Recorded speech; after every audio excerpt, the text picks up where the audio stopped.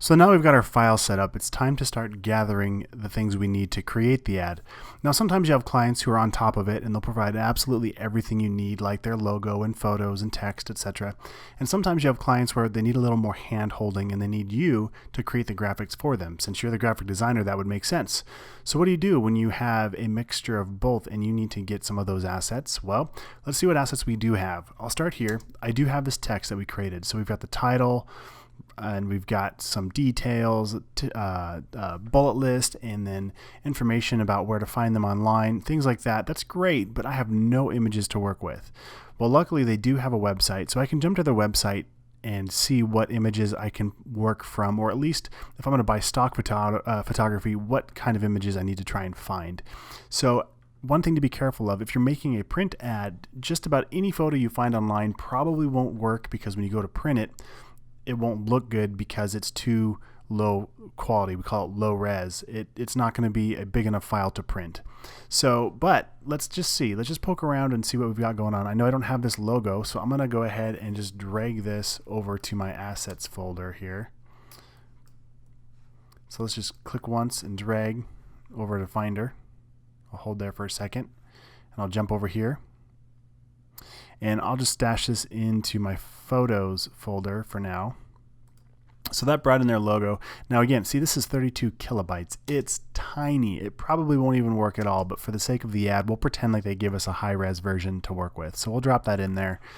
And then looking at what this area is, if we jump over to media, you're welcome to watch the video. They do have a video on it, but you can get a really good idea and understanding that it's downhill the entire way. It's only about a 2% or less grade. So when it comes time to find images, if we can't find media that we can work with out of their photo gallery, which we'll come back here and pull some, but as we're looking for stock photos, what that tells me is images like this, where we have a serious mountain biker either doing tricks or going uphill, really doesn't make sense. It's not that kind of a trail. This one might be okay, but it's not that flattering. We don't want to look at the back end of people. We want to look at probably the faces of people having fun. And again, this landscape doesn't match. It's a cool photo, but it's not the right setting. So as we start to look through and pick stock photos, if we need to rely on a stock photo, we have to be careful that it matches with the setting and the scenery and what we're trying to convey as far as the message. So that being said, I've actually found a couple that might make sense. So what I'm going to do here is just grab a couple of them. You know, this one might not be the best photo for a couple reasons. One, I don't have a lot of space around the photo to work with, and it's a little cheesy. It does definitely feel like a canned, stock photo. But what we'll do is we're going to save a preview. So I'm going to click on this twirl down arrow, and I'm going to create a new library here, and we'll call it the Hiawatha. And I'll just call it that, so that way I know what it is. I'll add that rather. And now it's saving that comp. One thing I forgot to mention as I just dove in here, I just went to stock.adobe.com to open up that page and started searching for images. So you can search that way, or you can search for images right within Photoshop. So now when I come back to my libraries here, I can automatically see that new folder or that new library I created is right in here under my libraries window, and I can search Adobe Stock right from in here. So I can search for mountain bike, and it's going to give me results right within the Adobe Photoshop libraries window. So let's say, just again for the sake of the exercise here, maybe we wanted to add one of these. Let me see if I can find one real quick that might make sense here without taking too much time. Maybe this one. And what I'll do is I have the save preview, or I have the license option. Well, we don't want to buy it yet, so we're just going to hit this little cloud icon to save a preview, and now I've got 2 stock photos to work with. All right, now let's keep going. Let's go grab some more photos. I'll jump back over to their website, and I can see that they do have a gallery. So let's just see if any of these make sense. I'm just going to click on a couple of them here, and I'll right click, and if I can, I'll hit save image as. Some websites you can do that, others you can't see it. I will save it to my, let's create a new folder on my desktop, and we'll just call it photos for now, as I just start scraping some stuff and dropping it in there. I'll hit save. And maybe this nice mountain photo. Now, this doesn't advertise as well for us because there's no bikers on it. So at a glance, it doesn't really convey the message or the story we're looking for, but we'll throw it in there. and maybe one more. I know they talk a lot about the tunnels and stuff, so let's just see if this one. So we got happy bike riders. We've got a bike trailer for a kid, so that tells us it's a kid-friendly, family-friendly ride. So that might be a good image as well. So we'll save this image.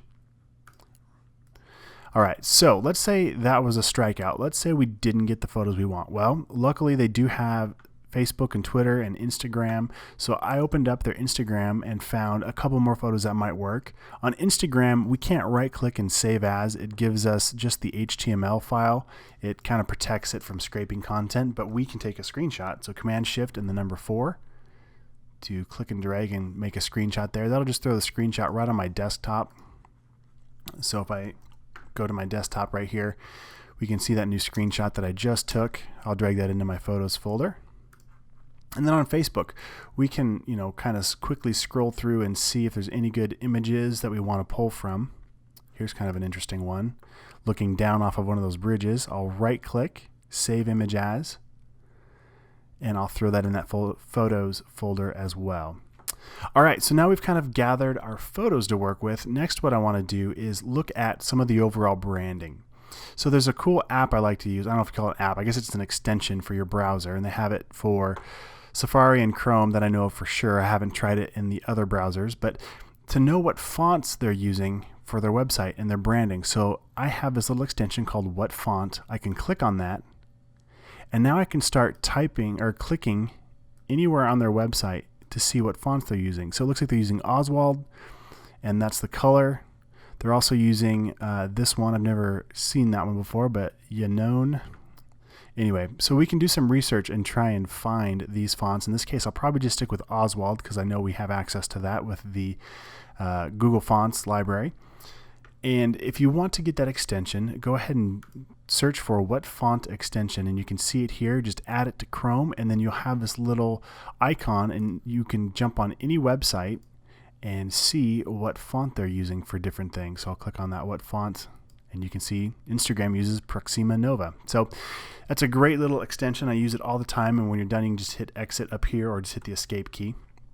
All right, so we've gathered our assets, we've got our text, we've got our logo, and we have some photo ideas. So in the next lesson, we're going to go ahead and start pushing some pixels around.